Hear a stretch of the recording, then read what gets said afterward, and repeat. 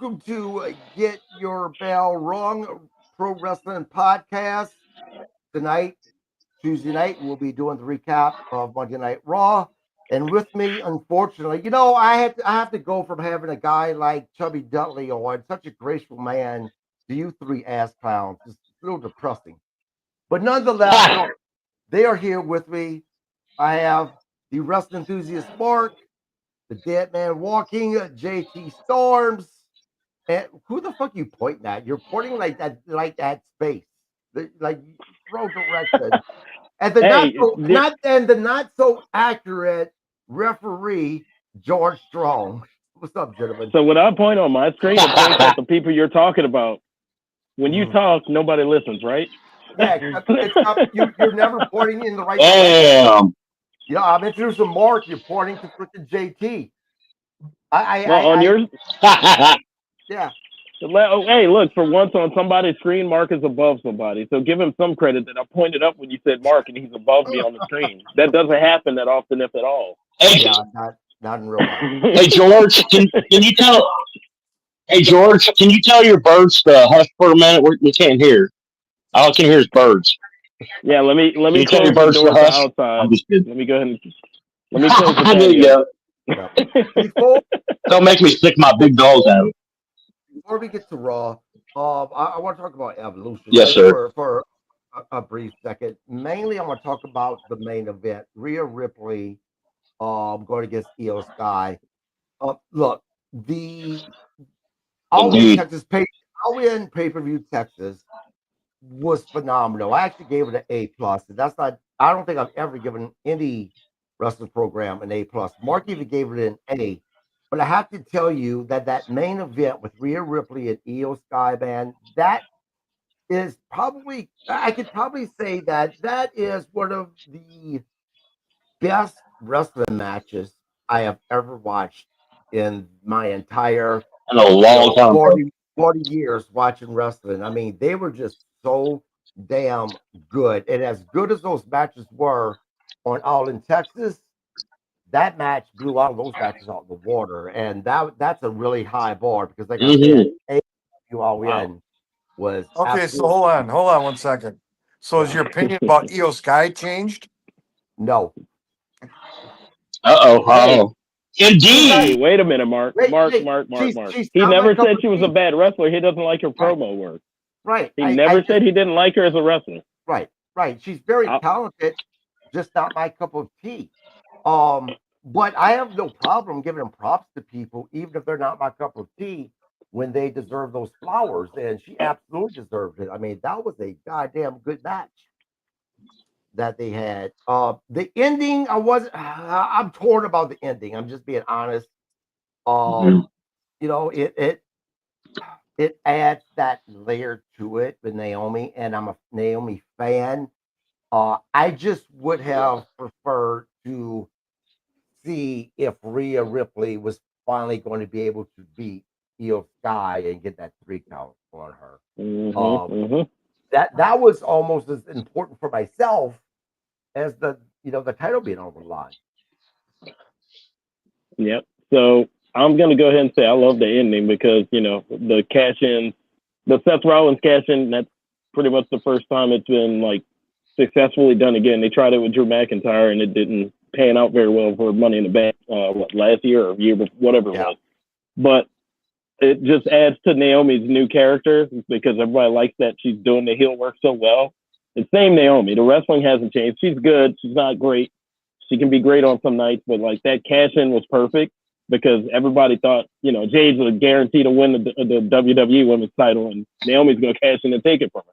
No, I was literally in another group chat during Evolution talking about there's nobody for Stephanie McCur to fight if they want her to, get to the level of Io and Rhea on Raw because there's not really, they got Bailey and Lyra and Becky fighting each other for the Intercontinental title right now. And then there's everybody else who doesn't really pose a threat to the women's championship in a sense.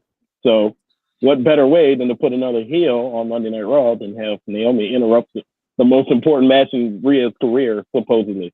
You know what I'm saying? So I think it worked out right. And just on a side note, obviously I didn't see All In, and I know you guys loved it, and said it was one of the best pay-per-views ever. I think Evolution was one of the best WWE pay-per-views in a couple of years now, and that's including WrestleManias and all that. Like that, they had their hits and misses, but what wrestling show doesn't? That was an A+ for me for WWE because it's like they had all women's show, and you never get to see the show run the way it did. It's just something about that show was different compared to all the rest of them, and it wasn't that long either compared to But there was a lot of work put into it. The ladies showed up and showed out, and I know Triple H and Stephanie have been pushing the women's division since Vince has been gone. So it's like this is their showcase to show that hey, women's wrestling is wrestling, and it's here now. As far as Evolution being a regular pay-per-view, I wouldn't mind that, but I'd prefer it to be like a special thing that they do every so often. Yeah, go ahead, Mark. But they'll figure that out. Yep, go ahead, Mark. I don't think I saw a bad review on Evolution, to be honest. And I saw most of it, but the only thing I didn't see was any match, and I knew the results, so I wasn't in a rush. But now I got to go back and watch it just because you guys are praising it so hard. As far as that match being phenomenal, better than all AEW, I don't know. I'll reserve my comments until I see it. Yeah, I tell you what, I hope that if they do Evolution again, that because of how damn good this one was, that it draws more of that live audience. They had about 8,000 people, from what I understand. Phenomenal for 8,000 people though. They were loud as hell. They were on fire. For this pay-per-view. JT, do you foresee WWE making this a regular pay-per-view? And if so, do you think that this pay-per-view, an all-women's pay-per-view, can actually get to the point that they're selling out large arenas? Boy, that's a lot of questions. So, for one, I graded it. You know how picky I am. I gave it an A. Because like George said, there are a couple flubs, but what show doesn't? So that's why I gave it an A instead of an A+ or an A-. I've seen, and what I've read online and the sites that I go to is that there isn't talks of this making a regular thing, but I think after this event happened and the success that it was, I think they probably will make this like at least an annual thing and stuff. And they need to push it because it was a huge success, and like George said, the girls showed out, man. They showed their worst. They showed that they can hang with the boys. And I think they probably, I guarantee you, all the women on the show probably gained all the boys' respect too, because we are in the locker rooms. We are pretty critical of the women, because we're used to the cookie cutter diva type, and we want to see real wrestlers out there, and that's what we got to see at the show. It was a really good show. I was very impressed. Now, the next thing I want to talk about before we get into Raw, there is a lot of noise out there about the Seth Rollins situation. A lot of noise. A lot of people believe that this was actually a work. I believe he's legitimately injured just because of that finish that they did. Such a fun, you could tell that finish was changed on the fly to get this match done.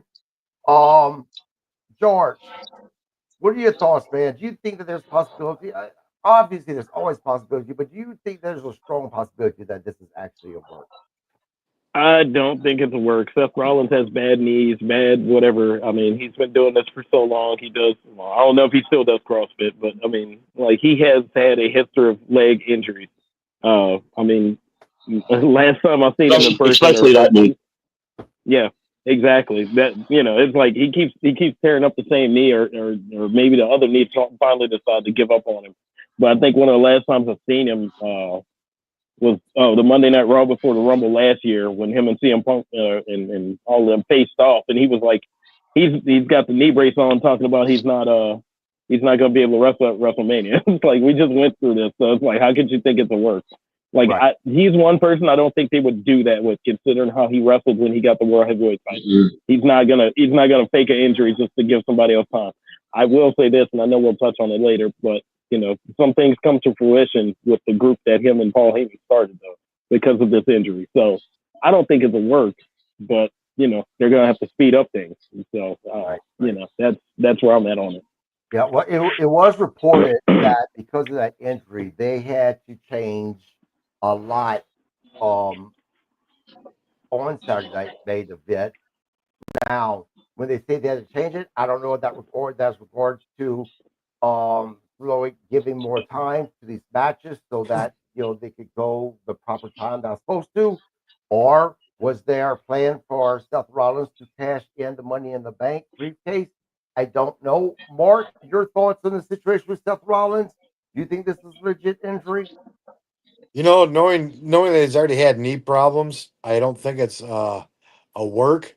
But I think the other week you mentioned that you know that this possibly could be a work because it set Breaker up to win the title and then turn on Breaker when Seth comes back. So that could come to fruition. Um, and it still might, even if it's not a work. Um, no, I think the way Seth works and the way he views wrestling, I don't think he'd want to shelve himself without an injury, just to promote somebody else. Yep, yep. I Um, agree. Let's get to Monday Night Raw, guys. all right, so we start out with Naomi to the ring, basically knocking on both Bianca and Jade. And I gotta say, you know what? I've never been a really huge fan of hers, but this new heel turn, it's worked and it's worked good. Anyways, Rhea comes out. Rhea got in her face and said, "You screwed my chances. You just made my list." And I kind of chuckled because Jericho ran to my head real Right. quick. To me, this was Naomi's best promo. EOI, yeah, EOI. EO. Yeah, EO Indeed. Sky. I'm like EIEIO. EO Sky comes to the ring. Then finally, Adam Pearce comes to the ring and says they're going to have a 3-way at SummerSlam. Yeah. So go with Kurt Love three first. ways. Oh, Let's go with Kurt first. Do you, man? Do you see Naomi losing that title and only holding it for 3 weeks? yeah. I think they're going to treat it like they did Jey Uso, to be honest with you. I just got that feeling. Yeah, I was kind of shocked that she won it. I wasn't a big fan of her promo. I kind of felt like she was being whiny. I understand she was playing character and heel, but I feel like she kind of went off script. It just felt to me like she went off script a little bit and, just me kind of stuff, like you hated me and in this. Yeah, I don't know. I didn't like the promo. I wasn't a big fan of it. I don't know, man. She's been really entertaining. I think it was on Twitter or X, whatever it's called now, where she gave people until like I think it was like 9 o'clock that morning the next day to congratulate her, or else that she was going to be deleting people. I mean, she's been Right. really, really entertaining. Mark, what are your thoughts? Do you think that she's just going to be a transitional champion? a part of me says yes, but I think they might want to go and run with this for a little bit. So I really can't give a definite answer because I really don't know. Yep. What about you, George? It's a good problem to have. Nobody knows. I wouldn't do it. Since she's had both the Raw and SmackDown belts before, I wouldn't do her transitional champion, and she's the first woman to have the Knockouts Championship in both all forms of the WWE Women's Belt now. That are in the current history, not obviously not women's or divas back in the day because she wasn't. They were getting rid of those. But no, as far as being transitional, I don't see it. But with the Rocket strapped to Stephanie Baker, I could definitely see it happen at Clash in Paris or whatever, because I don't see her losing to Rhea and Io after taking the belt from basically taking it away from both of them in that match. So no, I think her work is validated by giving her the belt. They gave her Money in the Bank, and let's run with it till they decide, hey, let's get the belt off of her. But I do, like I said, I do still have that maybe 10% chance of Stephanie Baker getting the belt on the first try. Yeah. I really hope it she will be a transitional champion because we've had baby faces have that belt for a while now. When Rhea came back, she had it for a bit, and then Sky had it. It for myself, I think it's better entertainment watching the face chase the heel for the title, and I think that title needs to be held on by Naomi since she is a heel. So, but we'll see. And I agree with you said. I could absolutely see her dropping it to Stephanie in Paris. Or not Stephanie to Yeah, yeah, Stephanie. yeah. Yeah, to Stephanie. Yep. Go ahead, Mark. So Mhm. is Paris first before SummerSlam, or is Paris after SummerSlam? After. Paris is after. Yeah, SummerSlam's in After 3 weeks. yeah. Yeah, that's I knew Stephanie got her title match at Paris, but I wasn't quite sure if it was before or after SummerSlam. Right. All right. So next we go backstage with Judgment Day. Everybody rah rah rah. We got gold. We got gold. We need to watch each other's back for when Liv comes back. Um, and then you got AJ Stock and Dom. I love it. I love that. I love So This it. is fun. I think that they are definitely planting Yes. the When seed he took his that head out like when Liv comes back, they're going to be turning on her. At least that's what it seems like to me. That will soon we will have a babyface Liv Morgan again. I'll be honest with you, I much prefer a heel Liv Morgan than a babyface Liv Morgan. George, where are you at with that? With Liv, I had to, other than her actual looks and knowing she's a pretty good wrestler, she's become a pretty good wrestler. I've never been completely 100% on Liv on the bandwagon for Liv, and I know that sounds weird because everybody's like Liv, Liv, Liv. Like I like her now, but like I don't know what she's better as a heel or a face. I mean, she seems better as a heel because of she comes off as like bratty, but at the same time, I don't.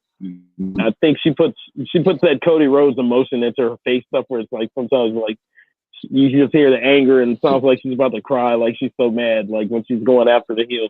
So I mean, she could do better as a heel. The crowd loves her, so it will work as a face too. But I mean, with the Judgment Day, I still think they're trying to keep it close to the chest as to who's going to turn on who, because it's all a setup by Finn to put Roxanne in the group to set up Dom because Right. he's jealous of Dom getting more popular now.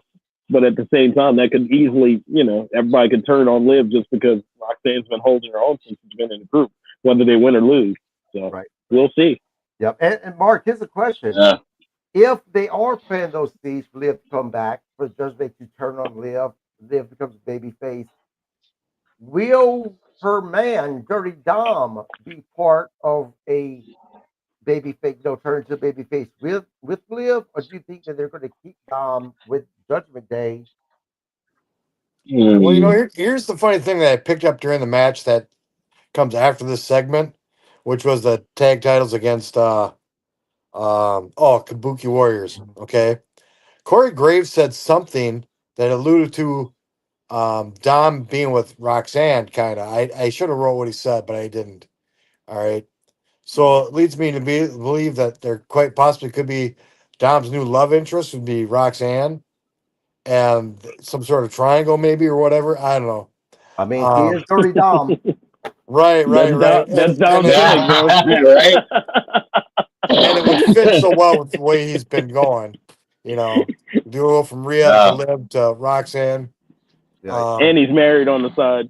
and he's married on the side, yeah. And he's married on the side. Yep. You know, Yep. Yep. this guy should be paying I them thought he was just for him to be engaged. there. He should be paying No, them for being there. Yep. Because, yeah. I mean, the guy's got a cake job at this point. Right. You know, Right. Right. Kurt, where are you at with that? Do you see them turn on Liv, or possibly will they turn on Roxanne Perez? I think they're gonna. Ooh, ooh. Man. Yeah, she's definitely gonna turn. Obviously.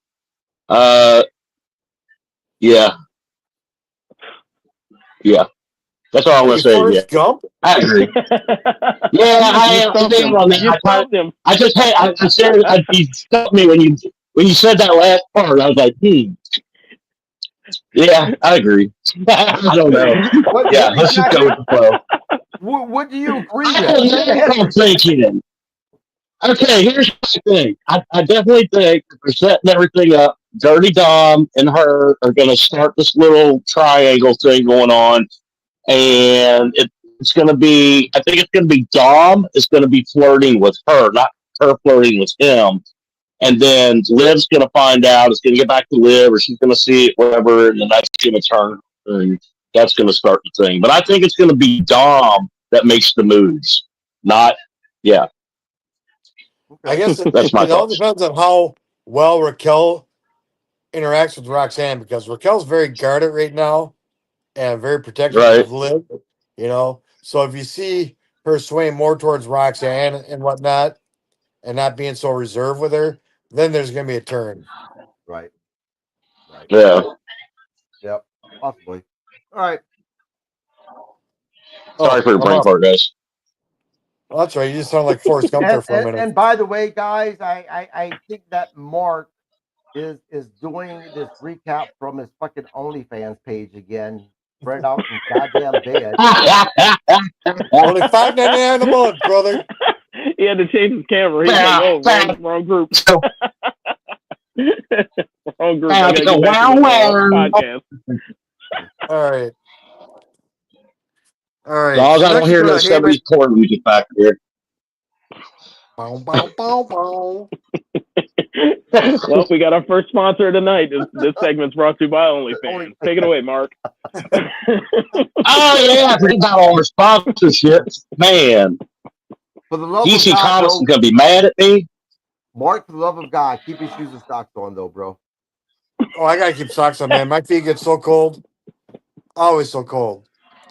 Anyways, Mark Dirk. It's Mark Dirk Diggler. all right. So, anyways, we go to an interview with Paul Heyman asking about Seth's injury. He says, "You know what? We got till June to cash this in. Don't worry about it. It's none of your business." Then he goes right into predicting that Braun is gonna run the gauntlet tonight and become the new world champion, which would lead to the setup of what we discussed earlier in a previous Yep. podcast.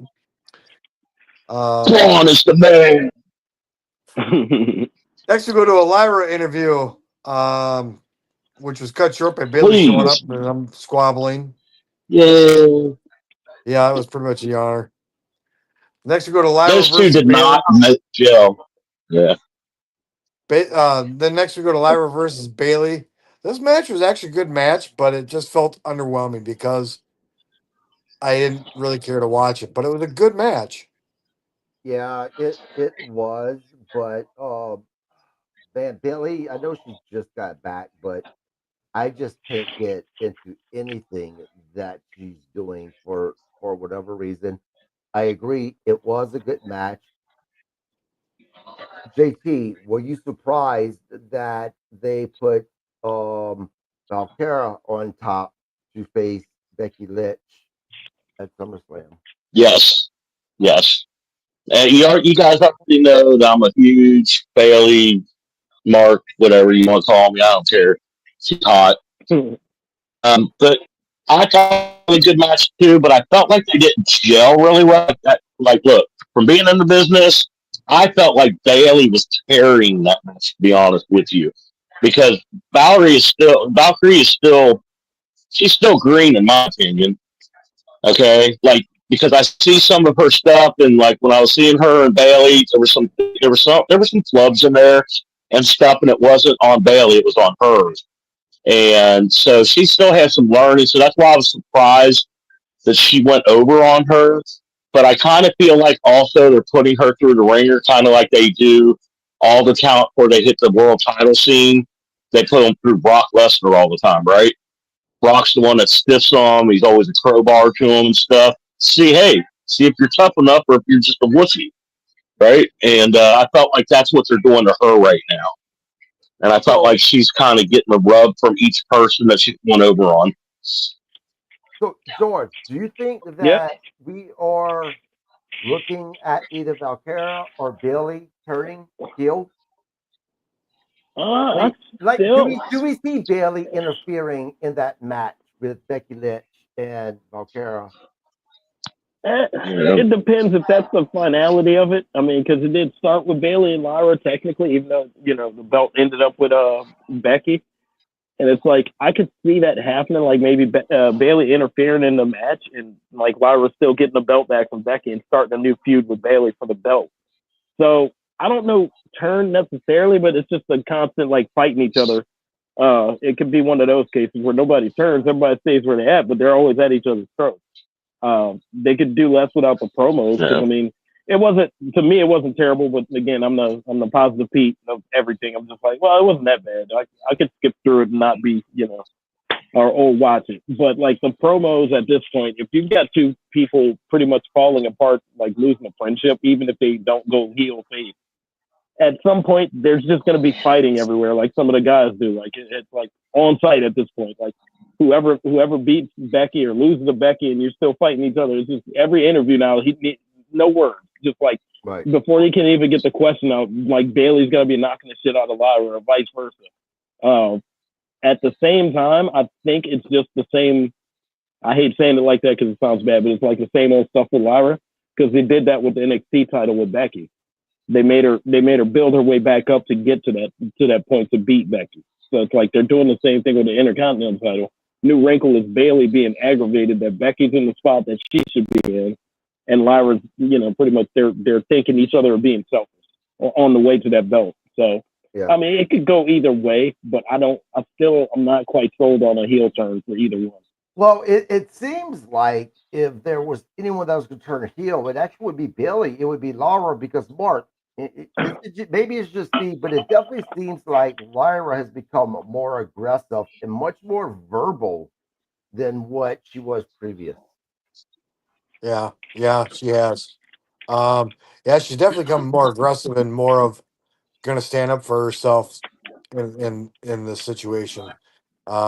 She's not as complacent as she was before. I did like the fact that this was actually a 2 out of 3 falls. I did like Yeah. that. I thought that was an added touch. Kurt, I think you're right that I think Bailey carried a lot of that match, but I'm still going to go with Lyra had a good match. Yeah. Well, this is what draws me nuts. Yeah, yeah. This is what drives me nuts about the 2 out of 3 foul matches, especially in today's professional wrestling, where everything is supposed to finish.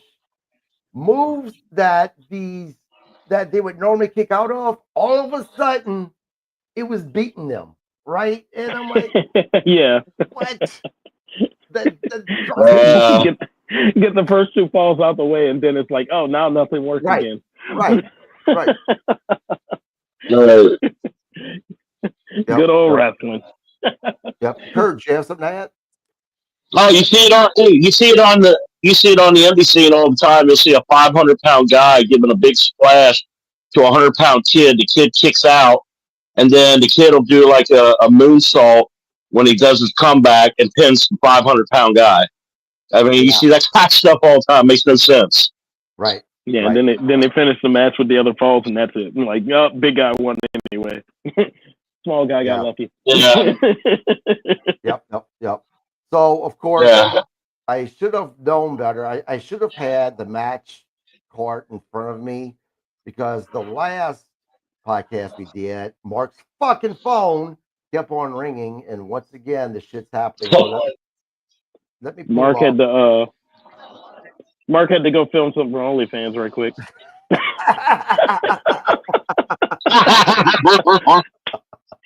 He just got 10 tokens.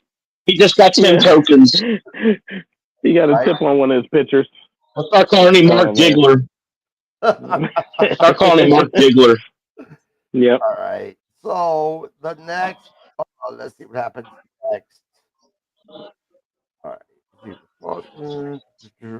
Mark, are you coming back anytime today?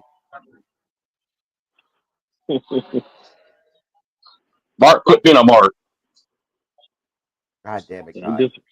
He disappeared on us. Yeah. George, I swear, every time I see you, George, I think you're a Dudley. Right. Mark! That's all right. I he said right. Stop doing that heel shit. that attacked me on the show, JT. How are we going to get Mark? Uh-oh. Oh. All right, there. Mark. We had him twice there for a minute. Yeah, Yeah. yeah, yeah. Mark, stop doing that shit, man. He's Mark. frozen. No, he's frozen. Look at him. See, he's not even moving. That's his OnlyFans profile picture. Are you done now, Mark? That's his swipe I like right, how they caught him with his mouth open, like, swipe left. He's like, hey, George. I What's he know doing he's on the like, blooper reel? Yep, yep. Hold on 1 second. Marco the Jungle. Mark. Hey, in indie news here in Cincinnati, we might be up in date. We might be starting a school. Mark. I can't wait to be a part of it. Mark. I don't know what the fuck's going on with this shit. He's pulling a JT. Yeah, I was about to say JT's stream is on for once, and his isn't. right. Right? Hey, that's because I got that new tablet thing that I've been using that I bought just for this. It's working great. It gets better pictures of my expensive ass phone. Mark needs to take notes. Yeah, give me a second, guys. Sure thing. So, I mean, I'll just keep talking then. So with the 2 out of 3 falls match, it was a really good match, and I forgot because the match was going so long. At some point, I forgot it was a 2 out of 3 falls, but I actually was able to stay focused on the match. So at no point was the match lull off to me. Like I think that was the thing that was key to being so dramatic and stuff like that. It's like it actually held interest for the entire 3 falls. Right. And but the only part I didn't like in the match. Yeah. The only part I didn't like in the match is when they were on the outside and they were going at it, trying to, pile drive one another or whatever, and kicks and all that. Because, dude, it looked dangerous. And it looked like Valerie was the one that was being dangerous about it. Like, Bailey was trying to, like, hey, I'm trying to say, I still want another year left. So, I'm not trying to get hurt. Yeah. Right. That's what I mean. She got a little sloppy on there. Yep. They got a little sloppy on that part. Mark, are you done? I don't know if I like a 2 out of 3 falls match going outside the ring street fighters. Not saying they can't do it, but it's just like they're two faces, so you really shouldn't be trying to kill each other like that. Right. Right. But yep. Mark, are you done having to do whatever? You know what? I don't know what the hell happened, but did you get your 20 tokens? I got. Hold on. It was 20 pesos. Shut up. I got a phone call which interrupted me. All right, and I tried to get out of the system, and I kept hearing you guys, you fuckers. I heard you too. You No, I heard wasn't every hiding. word. Wasn't hiding it. Anyways, I even shut my phone off. Well, I didn't shut it off. I shut the screen off, and I can still hear you guys talking. I'm like, Jesus Christ, But every time I try to log back in, you guys would all freeze. But now we're good. You were freezing. Yeah, you froze on our end. Yeah. Well, yeah, but you guys froze on my end. So. When your mouth wide open, all right. You look like you were doing one of your porn things. Anyways, next we go to an interview with Stephanie Vaquer. You know what? I didn't really write much about this interview, to be honest. Yeah, I mean, it basically her talking about her match that she's going to have in Paris. Yeah, and Chelsea interrupted. That's right. Yep, Chelsea Green interrupted. Yep. Yeah. It was what it was. I'm not a fan of Chelsea Green, so whatever with her. The sad part is I wrote that in there. Chelsea interrupted. Doesn't mean he doesn't like her. That doesn't mean he hates her. He's just not a fan, guys. No, just not. Yeah, not a fan of her. It seems like what's crazy about Chelsea Green though. So this whole thing happened with R-Truth, right? Supposedly WWE wants to get rid of all the funny shit, the funny segment, but yet there's Chelsea Green, still a clown, right? I mean, George, are you a big fan of Chelsea? I like what she was doing before, and I'm not saying I don't like her now, but I like what she was doing before she won the U.S. title. I know she's pretty much kind of curated what she was doing in Impact, but her character has been great, and there's been plenty of great times that she's done it. I'm pretty sure that's just her act, and that's where I'm okay with it. It's not terribly like off the walls like the 24/7. Which sometimes I wish that belt was still around for people that are like hilarious, because like all the people that have funny moments on the show are capable of that more than often. But I know that's not wrestling to everybody. At the same time, it's WWE. They're not going to have wrestling for everybody. And I really don't believe that rumor anymore, or that news about getting rid of funny, because I mean, Triple H definitely, and I know he's just head of creative and he does have final say so. DX with just Shawn Michaels and Triple H had some of the funniest scenes ever, and that was obviously when the fans weren't exactly still watching WWE as hardcore as they were in the Attitude Era. But like, for that to be said all the time after R-Truth got fired, it's like that's kind of a stretch, man. Because I mean, NXT has had funny moments. Like Triple H and Shawn Michaels definitely know how to do comedy. I think is Bruce Pritchard still there? I'm pretty sure he's still doing some of the Road Dogg as well. Like some of the guys that are writing now, they're like part of some of the funniest moments in wrestling. So it's like for WWE wanting no comedy, that's kind of BS to me. But if it's true, it's true. Yeah. But Chelsea Green, in a nutshell, like her character work has outweighed her wrestling ability. When she started getting popular on SmackDown before the women's U.S. title came along, everybody was like, "Oh man, she had this match with Penta on Lucha Underground. She did this and this." Everybody's history comes up when they get popular, but it's like that's not what's got them to the dance at WWE. What's gotten them to the dance at WWE is that basically they're good at something, the crowd loves it, and the people that aren't there for the wrestling are enjoying it. And they're buying tickets and getting shirts and stuff. I'm gonna move inside so I can get some more light. But yeah, I was gonna say, it gets to be darker. We can't see you. Hey! Don't say it. Do not say it. I'm just being honest, man. All we can see was your white little part of your goatee, man. Well, you're gonna hear noise for a minute so I can get adjusted in here. Yep. Nope. Okay. Go ahead, Mark. Oh. Next we go to Nikki Bella to the ring. And then we cut away and come back. Karrion Kross vignette. Well, kind of, sort of, in a way. You know what? This segment shows me that he needs to be in the movies, and he needs to be in a Psycho movie. Yeah. Because you know what? He just gave me the heebie-jeebies tonight. I loved that segment with him. Right. I loved when he asked his wife the question. I can't remember on top of the head what he asked her, but just a very short answer. That evil smile she gave. Look, I am all about Karrion Kross. I want Karrion Kross more on my TV. I want to see Karrion Kross winning more matches. I want to see fucking Karrion Kross with a goddamn title around his waist. I'm content with him just doing promos. I 100% agree. I agree with that. Yeah. Karrion Kross has worked too hard thus far, and he deserves a title right now. Like, even if it's a mid card.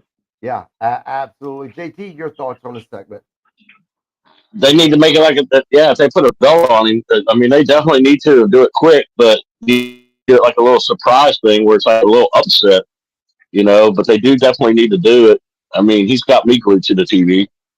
There's not a whole lot to keep me glued to the TV, but what's going on with him is definitely working. Well, I tell you what, is anyone on this panel excited about his feud that we know is going to continue with Sami Zayn? Because I'm personally not. That's one thing. As much as I want to see Karrion Kross on my TV, I want this feud with Sami Zayn to be done with, and I want to see Karrion Kross going against people like LA Knight, going against people like the Uso, a Brian Breaker. I would love to see that match. Or a Gunther. I would not mind seeing this. I know the Sammy feud it felt like it was at its peak with the Night of Champions match, but that was like the first time he wrestled in, whatever. But as far as what they want to make him, like we talk about not having heels and faces in wrestling anymore, they got to figure out what they want to do with it. Right. Because, he's been talking about he was a catalyst for a lot of people's changes, like AJ Styles being more aggressive and the New Day, Xavier Woods and Kofi turning on Big E. Everybody's had an attitude change or become more aggressive after, so his early character work, what he's doing right now, has supposedly affected the roster. So it's like he's toting as the devil, but it's like, what do we want him to be after he finishes fighting Sami Zayn? He can always fight for a title because heels can always chase titles too. But with him being as over as he is, I need a direction now that he's now that they're putting the spotlight on him. I need a direction. Just like you said, I'm not ready for Sami to be over with, but I need him to win, and then that be it. In that sense, however long it takes to get there before they do another match, but he just wins and then that's it. That's no more, Right. Go ahead, Mark. At this point, he's probably one of the few that is must-see TV. When he comes on the screen, I'll stop what I'm doing and I'll pay full attention to what he's going to say or do because I want to know what he's going to say or do. Right. And he's one of the very few that I will do that for. Yep. I agree 100%. Go ahead. And another thing, another thing that could be going on too is them keeping the thing going on with Sami. Is it could be Sami? Sami's a long-term guy with WWE. He could be seasoning him. This could be an internal thing on why it's continuing. Working on the road with each other. There could be things that Sami's being. Hey, help this guy out with this or that. You know what I'm saying? To get him to the level that everybody's wanting him to be at. Like maybe Sami's in there to prepare him for that. And that's just coming from an insider point of view, because that does happen. But let me ask you all this. Mark, answer this, or you go first. Every time Sami Zayn beats Karrion Kross, is that them lessening his value? Because it's Sami Zayn, for the love of God. And Sami Zayn, I mean, let's just be honest, he doesn't win the big matches. So do you guys think that if this feud goes on much longer and Sami Zayn beats him a few more times, that's going to lessen the value of Karrion Kross? Go ahead, Mark. No, I don't. I think Kurt kind of touched on it.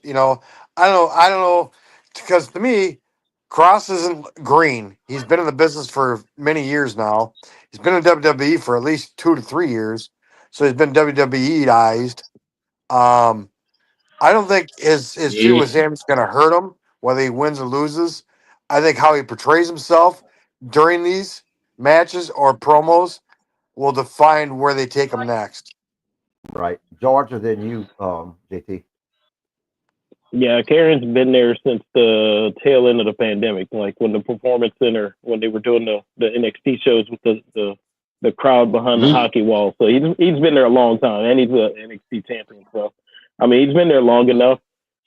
Main roster can be a different monster. So I agree with Kurt on that one. They're putting him with Sami to get him those reps that he needs. Sami is technically, despite how we look at him, because I've heard a lot of rumblings with Sami. It's like, I don't really like him. I don't like his music. But he's the main eventer for WWE. Unfortunately, he's not the guy to win. He can get there. And the track record of the matches with Kevin Owens and some of the other people he's wrestled, it's been like pretty much some of their greater matches for Sami Zayn highlights.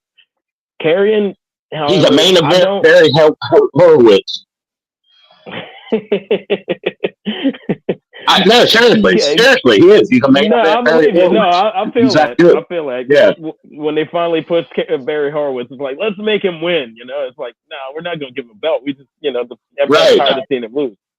Karrion, on the other hand, is like, he's almost there. He is missing something.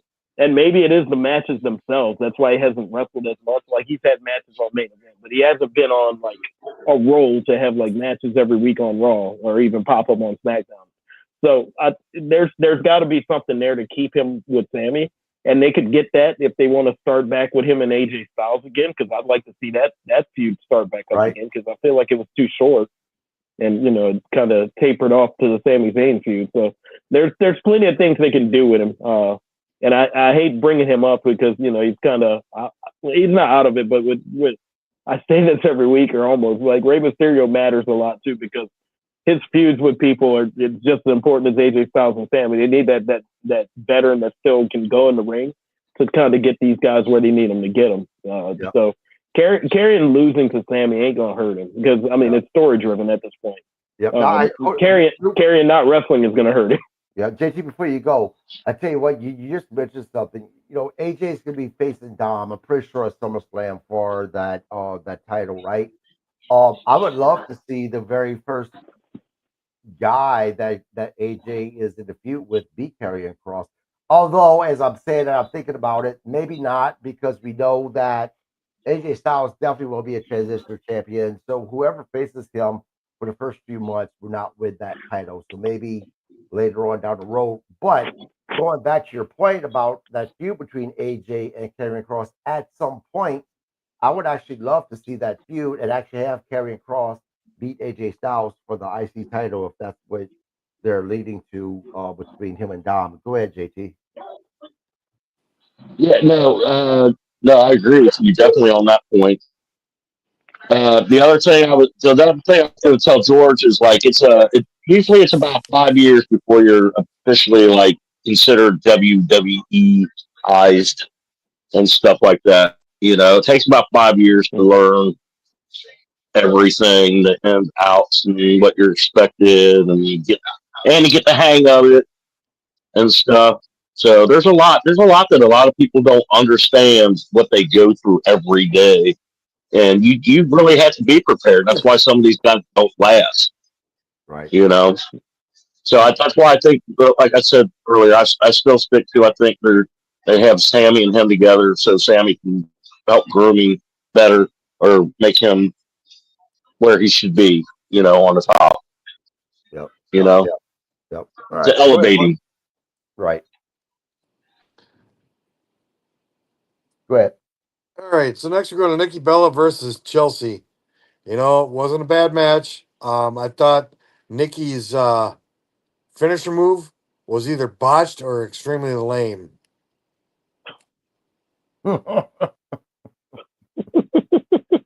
Yeah, I think it was. I'll go low with box.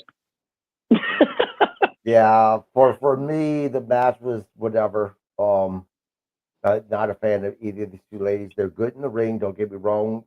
Bella definitely deserved her flowers. She was that part of the women's division as they were leading to what the women's division would become. Just not my cup of tea. What happened after the match, though, was to me more important than the actual match itself. Go ahead, Mark. Yeah, they Nikki Bella got the win, and then the beatdown, I guess. Right. And then Stephanie Vaquer came out and cleared house and helped Nikki up and gave her a hug and then gave her flowers after the match, I guess. Yep. So the question is, do you think this is leading to a tag team match between Bella and Stephanie versus either Chelsea Green and Alba Fire or the other one, or Alba Fire and Piper Niven again? I think they are going to go that route for a little bit, just because I think they want to carry that storyline out. Whether it's going to be Chelsea chasing Stephanie or Nikki chasing Chelsea or whatnot. I don't think they're going to let this go for another 2-3 weeks. Yeah. So yeah, I definitely think they're gonna placate this a little longer. Right. JT, your thoughts? I mean, all right, the wrong time. Come on, Gump, get it out. I really don't know how they're going to play. To be honest with you, I don't know. He's eating fucking I just, dinner during the I'm glad podcast. Nikki. Look, I'm glad Nikki's back because Nikki actually did really good. That ring rust off. Usually when people come back from being gone for so long, they look a little sloppy in the ring. I thought she did pretty good for being gone as long as she did. Yeah. Well, but what they're going to do with it, who knows? Well, Nikki got to pay. Yeah. Nikki has to pay that $250,000 for spousal support, and that $3,500 for child. I forgot about that. Yep. Go ahead, George. Paying the bills. Looks wise, I'm glad Nikki Bella's back. Wrestling wise, I could care less. I'm not a fan of Nikki Bella. It was a good match, and it is probably going to lead to a maybe a tag team handicap match. I don't know if they could get Bree back or if they're going to put somebody else in the mix, but it looks like they're setting up, the Secret Hervits versus Stephanie and Nikki for SummerSlam, because it's two nights. You got to fill it with something. And it does have potential to be a good match, but I don't think that would be a long match. It's just something to fill a spot and make Nikki's return look good, make Stephanie look great. So the match itself last night was okay. That finisher was like, I was like, that's it. So you'd think she came back and she would work on something else, or maybe just to show that she is really back to wrestle. But it was the same old Nikki Bella finish. So very very uneventful, low impact move. I don't think it was botched. It just wasn't. It really wasn't that great. Right. You brought up Brie, man. I'll be honest with you. I wouldn't be shocked if we seen Brie actually make her debut on AEW at some point because of Brian. Yeah. Well, if Nikki's going to come back, Brie's going to come back just for the sake of argument, because she's not going to be outdone by Nikki. Yeah, and that wouldn't be the first time. I mean, but I would think that. I was just thinking, I don't know their situation. I know Nikki signed on to come back, but it's like if Brie comes back and do the one-off for SummerSlam, she can still go to AEW. I mean, Christian did it. Yeah. He was in the Rumble, and then he was on AEW that same year, as well as like some of the other guys, Aleister Black and all them, who did both shows within a year, within the month when the contract was up.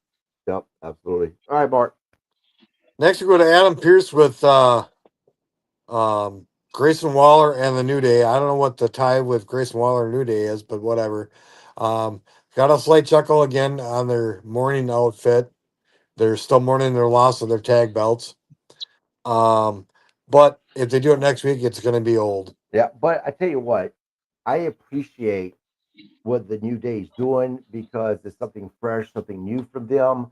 They had gotten really, really old and stale with the same old promos that they've done over the past 10 plus years. So seeing them doing this was, I appreciate it because it was something different. George, do you have that much appreciation for it, or is it one of those things of, whatever? No, I'm a big New Day fan for multiple reasons, but this is a good take on what's happening with the Raw Tag Team division. It's their promo, it's their gimmick right now, but they're mourning the loss of the tag team division as a whole, not just losing the belts. And they're kind of right, because I mean, I love Judgment Day having it, but it's like Judgment Day is going to have the belt how long before they start defending it like regularly? But they don't have enough teams on Raw. Whereas, Johnny DIY did it on SmackDown, the death of the tag team division, but they're also facing like 6, 7 other tag teams. I'm exaggerating, but I'm just saying there's like a line of teams on SmackDown where they're like, oh, it's the death of the tag team division because we don't have the belt. New Day is like, you feel it more because like it's the death of the tag team division. Although they fought the same 2 teams over and over, it's like there's nobody else for them to fight. And the Judgment Day is going to fight the Creed Brothers and the Viking Raiders or whatever they call them. And some random tag team maybe put together a tag team or something. I don't know. But yeah, I love the whole thing. And they're doing stuff on social media with it too. So they're not just doing it on Raw.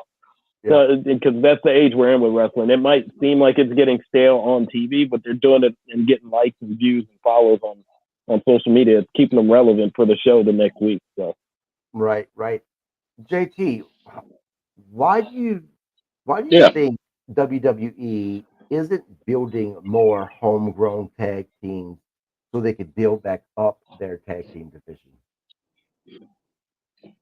Honestly, I don't know, because I was just gonna touch on what George was saying. Like, I'm tired of seeing, like the war horse and all that. Just these different the brothers and all that. Like, I want to see like real tag team wrestling. Like I wanted to go back to me personally. I want to go back to the old days with the Arn Anderson and Tully Blanchard kind of tag team, putting something together. Like I loved it when they had when Bobby Roode was there, and when he was on TV, and stuff like that's the kind of wrestling I like. That's the kind of wrestlers that I like. And when it comes to tag team, I do like the New Day. They've always been creative. They've always kept themselves relevant and everything, which is what you got to do. But we just need more tag teams Uh, we just need real tag teams, and I don't know what WWE's. I just don't think maybe they're high on the tag team anymore. Maybe it's just not a thing for them right now. It's what's hot is singles and women. That's it. Right. Well, I tell you You what, know, I know you're not a big AEW fan, and no, George, you're not. But I tell you what, mm-mm. AEW definitely has a much better tag team division than what WWE has. Yes, Absolutely. No, I agree with that. way I better. totally agree with that. And I saw something on Yeah, a clip. I don't know if I shared it with the group chat. One of the other podcasts that I followed, the guy was like, "That's why they need one. They need one tag team belt for the whole show. Like how the women's tag team belt can go to all three shows: it's SmackDown, Raw, and NXT. There's no Raw. There's no World Champion. There's a women's tag belt, and it's one belt, and that's what Triple H wanted. Vince McMahon didn't want that. He took the belts, like he made them make tag team belts for NXT, and that sucks because you didn't have any teams on NXT. It's like we need a women's belt for tag team belt for everything. They should do the same thing with the men. Raw, get rid of Raw, get rid of SmackDown belts, have one belt. The Usos and the yep. Judgment, they had the unified tag belts for what, 2 years, two Yep. straight years, and we had no problems with them fighting everybody. Get rid of the belts, make one belt, and just have all the tag teams from both divisions on both shows, however much you can, because the brand split doesn't mean anything for single superstars. So why can't it not mean anything for more than just tag teams?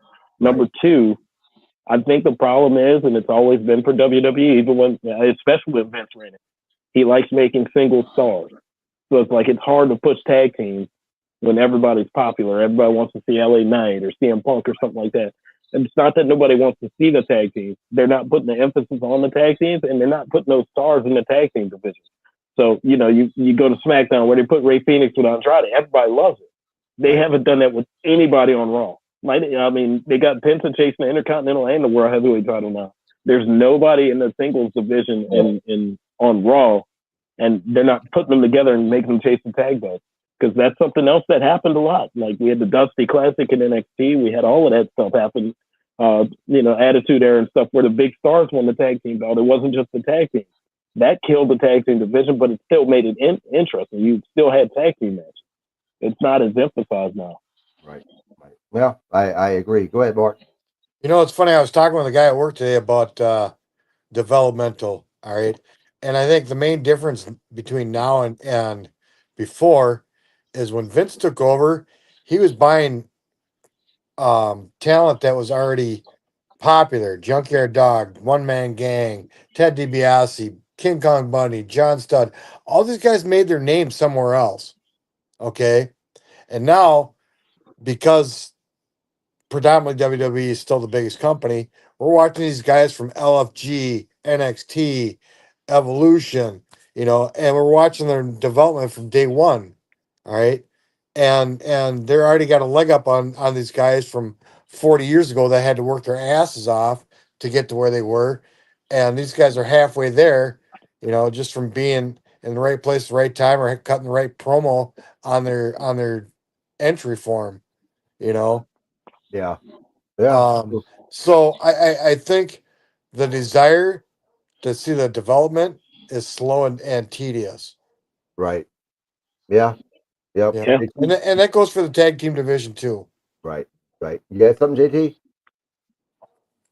Yeah. So, like, back to the tag team division thing. I think the other problem is too is WWE is always a touch on building characters that the fans care about or that are interesting, keeping their attention instead of just putting these brothers together and they're just plain Jane guys off the road, off the street, looks like, or straight out of college wrestling and all that. Instead of having like I don't like the whole Viking gimmick thing, 'cause that's so overplayed on the indie scene, on TV. Everybody's doing it. Now the new thing, I'm waiting for WWE to do it.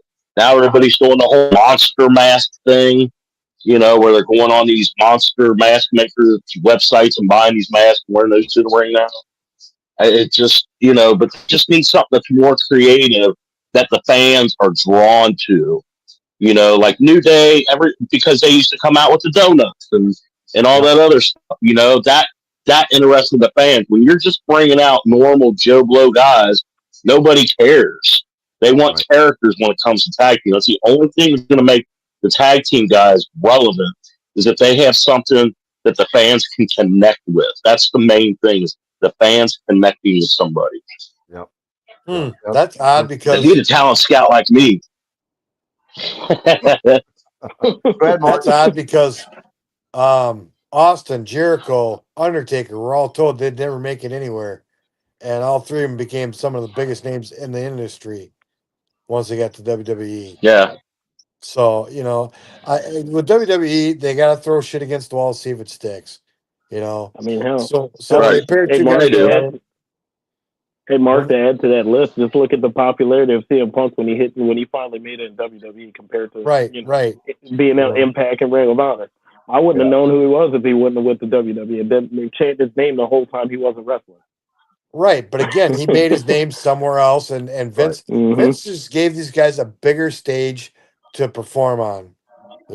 It's not like Vince trained them; he just gave them a bigger stage to get their name more exposure. Well, can I say something real quick? Yep.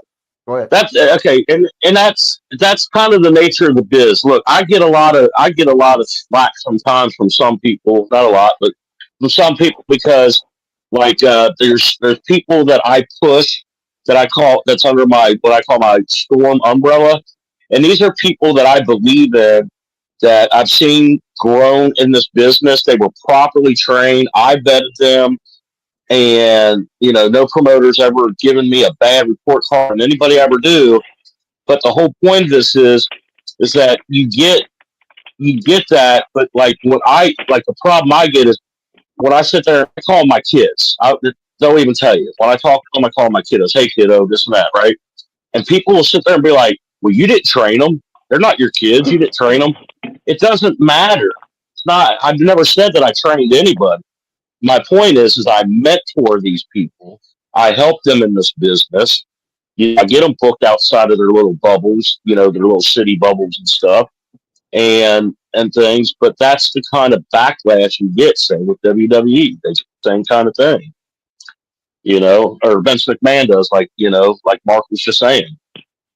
Right. Yep. But that's the nature of the beast in this business. Right. Yeah. Yep. All right, Mark. All right, so next we go. Adam Pearce actually runs into Judgment Day, and was giving Dom a little shit about how spry he was tonight, and questions his legitimacy of his injury. So he's going to be reevaluated next week by WWE Medical, and if he's fit to go, he's going to have a match against AJ Styles at SummerSlam. And then in the background, you see AJ Styles praying to God, and Dom telling God don't listen to him and whatnot, and AJ telling him no, don't listen to Dom. You know, so it was a cute little skit. Yeah. For myself, this was the best segment. As far as like comedy, I guess you could kind of say on Raw Yes. last night. I Yeah, I I I agree. laughed out for this 100%. And like I said, I am 99.9% sure that they're going to drag this on until SummerSlam, and we're going to see that match between those two guys. Easily. Yep. Well, Yeah. Adam Pearce said that AJ looks like he's having fun. Yep. Hold on, JT. Go ahead, Mark. AJ. Didn't Pierce say that if Dom's fit to compete, he'll have a match against Right. AJ for SummerSlam? So Yep. yeah, they're gonna drag this out to SummerSlam. Yep. Yep. 100%. So Yep. Go ahead, JT. Oh no, I was just saying, like, AJ looks like he's having fun doing this. He Yeah. looks like he's having fun with this program with Dom. Yeah, that whole thing. And Yeah, that's a good thing. he does. He's starting to slow down. Yeah, I mean, he's starting to slow down now. He's coming towards the end, and he's going to have some fun now. He might as well. He's worked his butt off for WWE. He's worked hard. He's done everything. He's been told. He's been on the road constantly.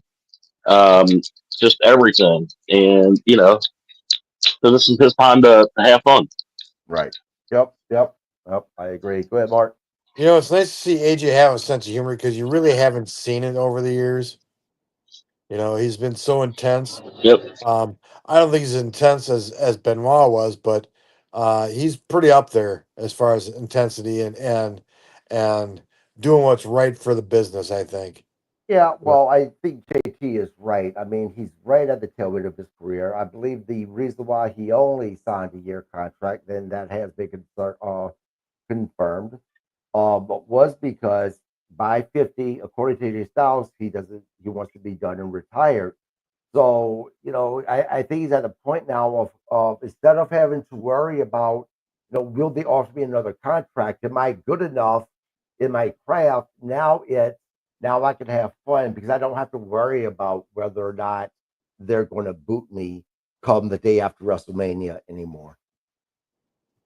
it wouldn't matter if they did anyhow because you know he's made enough money, and I'm sure his 1 year contract was probably still worth enough money that if he's smart, he could retire off it alone. Yeah, I mean, look, I still say that I want to see AJ officially retire at TNA.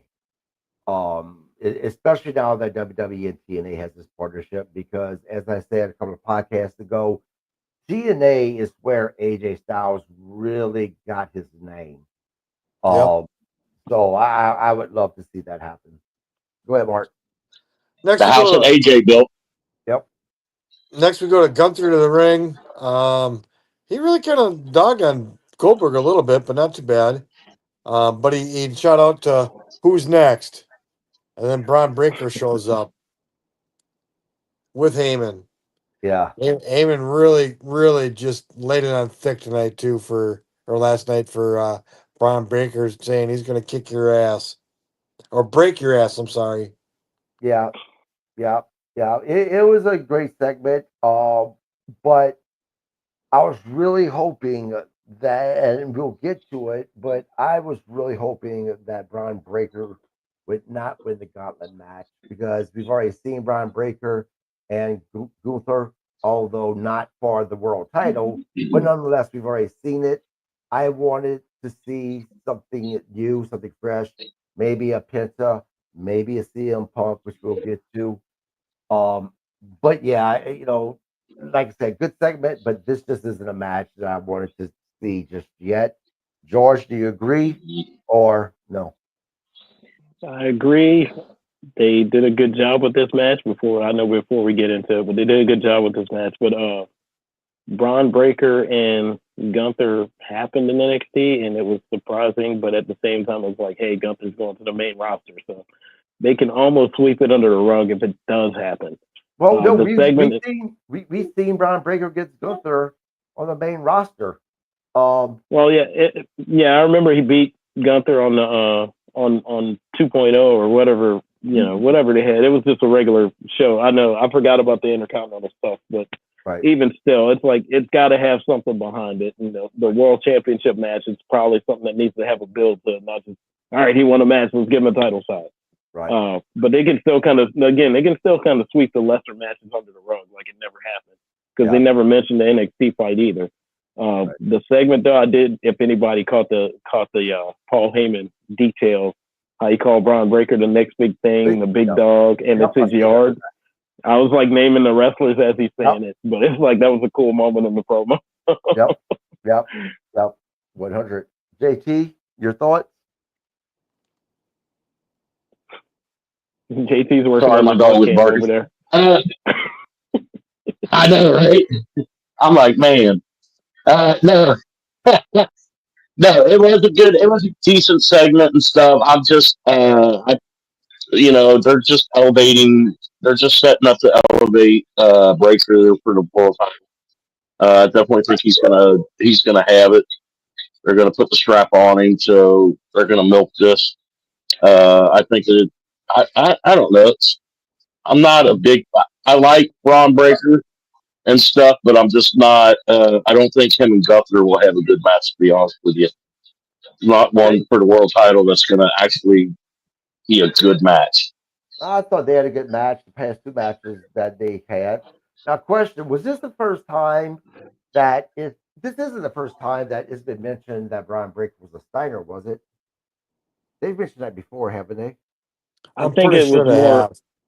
I think it was more. They've mentioned Whenever they took family, Rick Steiner, family lineage. Yeah, Yeah, because Scott came out with Braun one yeah. time. They Okay. never said the Steiner name. No, They they never never put the did. Steiner name to him like they did not like Yeah, last night. they always talk about uncle and dad, but they never said Steiner. They just said, Right. you know, it's Rick Steiner's son. So they said it without saying it. Yep. All right. Go ahead, Mark. All right, so next we go to Braun versus Penta. You know, decent match. Penta went for a springboard right into a spear pin. Yep. Next we go to LA Knight. LA Knight looked really good in this match, I thought. But he got speared and pinned. Yep. Next we go to CM Punk. Nope. Uso. Oh, I'm sorry, you're right. Uso. Speared and pinned. Well, this was the second, before you finish, this was the second funniest part of the night because Jey Uso comes out on fire and redoes his intro for the commercial break. Right. dude got an entrance during a match. Yep. So that was the funniest part. And LA Knight did look good because he was telling the injuries from wrestling Seth Rollins, even though, you know, he won the way he did, but he looked a little lackadaisical, so he wasn't all there. So, you know, didn't necessarily look like Braun decisively beat him. Now, I tell you, this is my problem. Before we get to the next person, this was my issue. I understand that they're trying to build Brian Breaker up. I get that, right? But having your your former champion come out as the third guy to come out to face Brian Breaker after he was in the ring with Penta, who did some damage to him, LA Knight, who definitely did some damage to him. Then you have Jey Uso, again, your former champion, to come out. Uso should have been able to beat Brian Breaker at that point. Instead, they still had Brian Breaker beat Uso. That made Uso look really weak, in my opinion, last night. If anything, even if it came out second, right, it would have been much better than him being the third guy that Brian Breaker was able to beat. Am I just being too critical? Am I looking too much into it? Go ahead, JT. Me personally, I think I don't know, man. Like I'm not an Uso fan, dude. I never have been. And you know, he had a short-lived title reign, and you know, so you know they had a short-lived spot for him. Yeah, but this You isn't know, about yeah, but this is not about being an Uso fan or not. This to me is about right, a former world title, holder who beat Gunther for that right. title at that, but yet he couldn't come in and beat a beaten down Braun Breaker. To me, that just it looks bad as the guy that was a former champion. Well, them taking the title off of him made it look bad, in my opinion. I mean, they take it off quick. I mean, they built him up for this year. They built him up and got this whole Yeet movement going. And he's so popular, and he's out selling everybody on merchandise. And then he wins the title, and it's a big deal. And then what? 30 days later, however many days it was. I mean, it wasn't all. I mean, he blinked and it was over. I mean, tell me that's not a slap in the face. I mean, if anything, Right. you know, I I agree. mean, you built somebody up just to give him Right. he basically was a transitional title champion. Absolutely. It was I another Tommy agree. Rich. Yeah. George, again, same question. Am I being too critical of this match? Leaving out the detail, I believe that Bronson Reed came out when Jey Uso was out, so I kind of agree with you, but at the same time, they did try to lessen it. You can't overlook the fact that he did lose, but you know they had Bronson Reed come out and take care of him to help Bronson because there was multiple stories being told. You know, LA Knight selling the Right. Seth Rollins match, Penta being the freshest guy took him to the limit. They were selling the whole Braun Breaker he really can't do this, but you know you can see Paul Heyman hyping him up like the corner man, giving him the water, trying to keep him fresh. Bronson Reed at that point is keeping him, you know, trying to keep him in the match. But on the Jey Uso side, they did kind of make him look bad, but he pretty much was the break of the match. You know, you had the instance where he comes out and he lights up Braun Breaker in the first couple of minutes, and then he gets his intro going for, you know, just to hype the crowd during the commercial break. So Yeah. He really wasn't out there. It's almost like they didn't put him out there for the match. He was just in it so the crowd could see Jey Uso.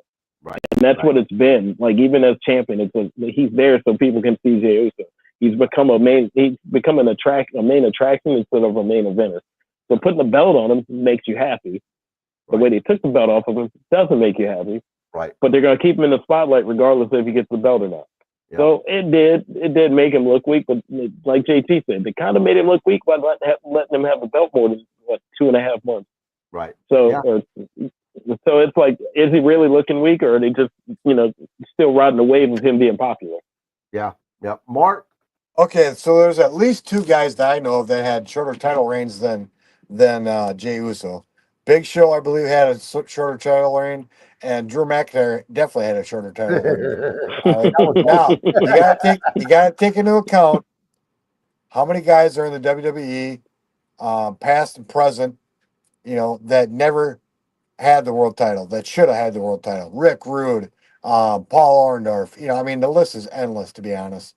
All right. And so the fact that Jey Uso had it for 45 days or whatnot, yeah, it might have been a slap in the face, but at least he can say he was a world title champion. Right. All right. There's a dozen guys plus that should have been world champion when Hogan was a world champion that weren't given the opportunity. Yep. All right. Mr. Perfect. So, yeah, exactly. Mr. Perfect is a prime example. Yeah. All right. Prime example. So I mean, I don't cry over spilled milk on Jey Uso being a 45-day champion. He was a champion, all right. And in my opinion, he's a mid carder. He'll always be a mid carder. In my opinion, I don't see him as a viable threat to be a world champion. Right. Right. That's true. Going forward, you got CM Punk next, who wrestled for probably 2 minutes with his ring jacket still on. Right. Now the question is, did anybody see CM Punk being a guy to win this match? Were you No. guys shocked that it wasn't Brian Breaker? George, then Storm, and then Mark. So I'm gonna say I wasn't surprised that he won because we planted the seed. Remember what happened when CM Punk was in the ring with Gunther? He wasn't there for Gunther, and Gunther blocks him to walk off, and he pushed him down. That was your seed planted right there that he was about to go up. And he's been saying he wants to go after Gunther as world champion the first time before Gunther lost the belt to Jey Uso. So it was always going to happen. It's just a matter of when, and what better than 2 nights of SummerSlam? Yep. JT? Dude, he said it. George said everything. George said everything I wanted to say. Like Mark? legit. Like, yeah. Yep. Go ahead, Mark. I guess push comes to shove, Punk's still a bigger draw than Braun is. I expected Braun to win because Paul Heyman really doesn't speak unless he's right 90% of the time. So the fact that Paul was wrong kind of threw me a little bit. Yep. Final question before we finally wrap this up. A lot of people complain that Gunther's dry on the mic. He's not a great promo guy, right? Do you guys see the possibility of CM Punk and Gunther having that wow moment cutting promos against one another? JT, go ahead, Mark, and then we'll wrap it up with George. Yeah, 100%. I definitely see that coming. And when it does, you're going to have gold and you're going to have money, dollar signs. Mark? It gets down to, I think CM Punk brings out the best in everybody in a promo. He kind of forces them to it. So, yeah, I see a promo, being fairly decent in this. I don't think Gunther's dry per se. I think he's very monotone.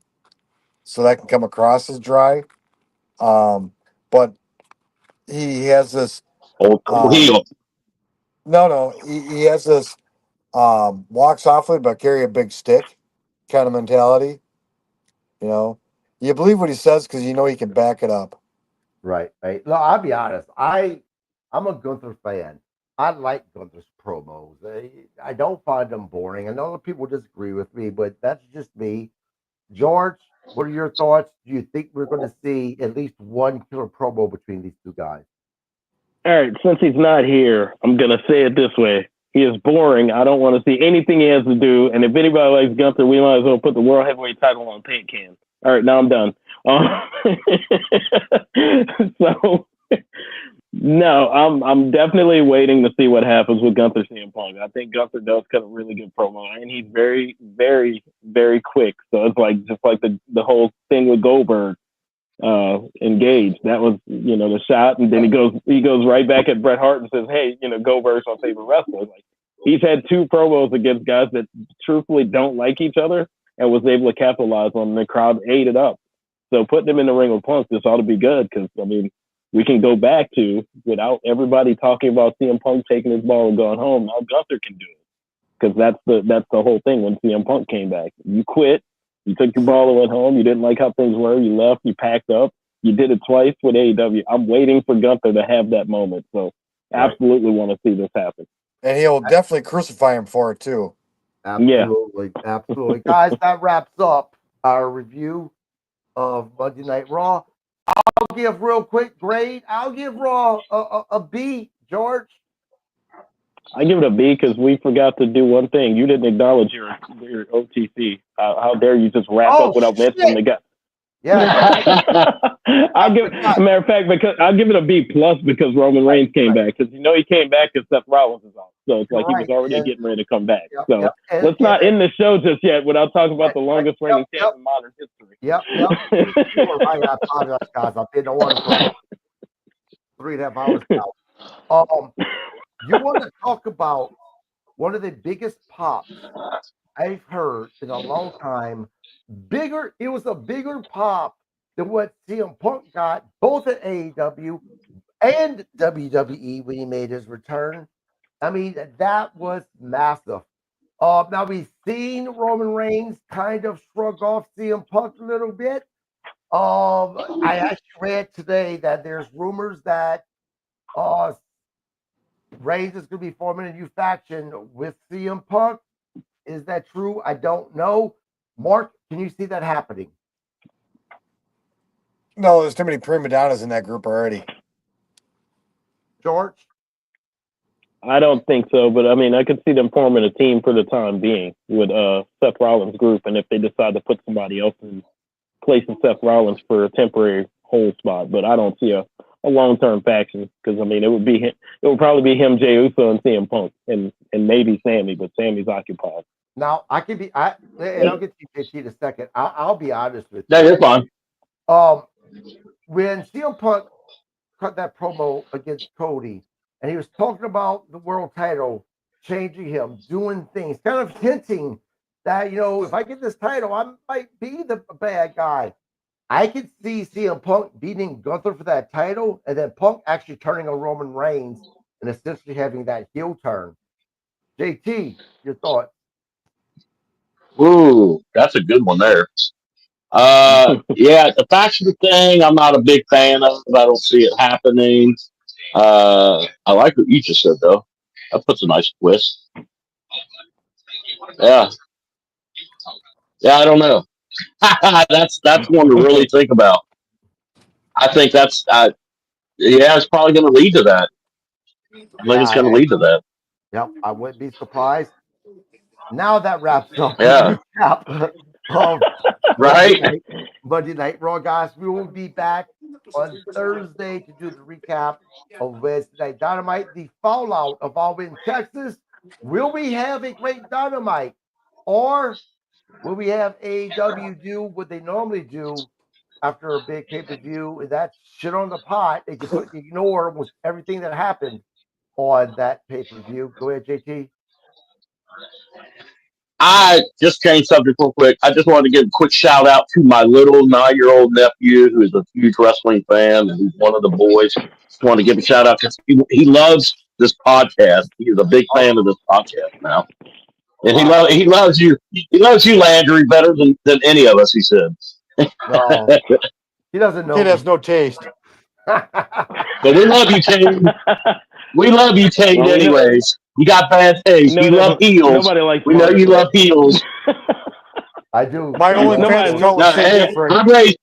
I raised my nephew right. I raised him to like heels, and he does. Likes Absolutely. heels, and Landry's definitely a heel. Yep, I definitely 100%. Anyway, guys, again, please subscribe to the podcast. We'll be back Thursday. Yes. Until then, you guys have a great week. Mark, what do you got to say?